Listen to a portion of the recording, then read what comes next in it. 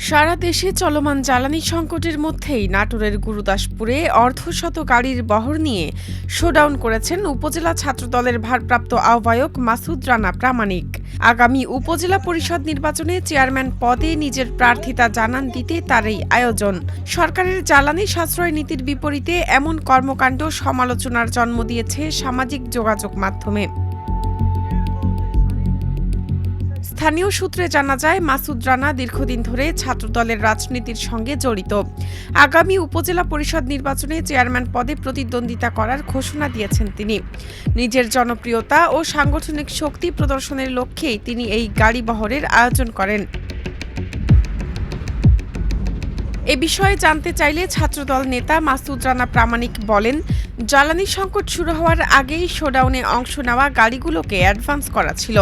এটা ঈদের আগে রোজার মাসে করার কথা ছিল, কিন্তু নানা কারণে তা হয়ে ওঠেনি। ঈদের পরে গাড়ি চালকদের ভাড়ার চাপ কম থাকায় তাদের অনুরোধে এ সময় করা হয় শোডাউন। তাছাড়া শোডাউনে বেশিরভাগই এলপিজি ও সিএনজি চালিত গাড়ি ছিল বলেও দাবি করেন তিনি। শোডাউনটা জ্বালানি সংকটের আগেই আমার যাদের গাড়িগুলা আমার অ্যাডভান্স করা ছিল, অ্যাডভান্স ছিল এটা অনেক আগেই, এটা ঈদের আগে করার কথা ছিল, রোজার মাসে বা আরো আগে, অনেক আগেই প্ল্যানিং ছিল। যাই হোক, বিভিন্ন কারণে করা হয়ে ওঠেনি। ওরাও বলতেছিল যে ঈদের আগে তো, যে ঈদের জন্য একটা চাপ যায় গাড়িওয়ালাদের জন্য, তাদের যে যাত্রী বেশি থাকে বা ভাড়াটা বেশি থাকে।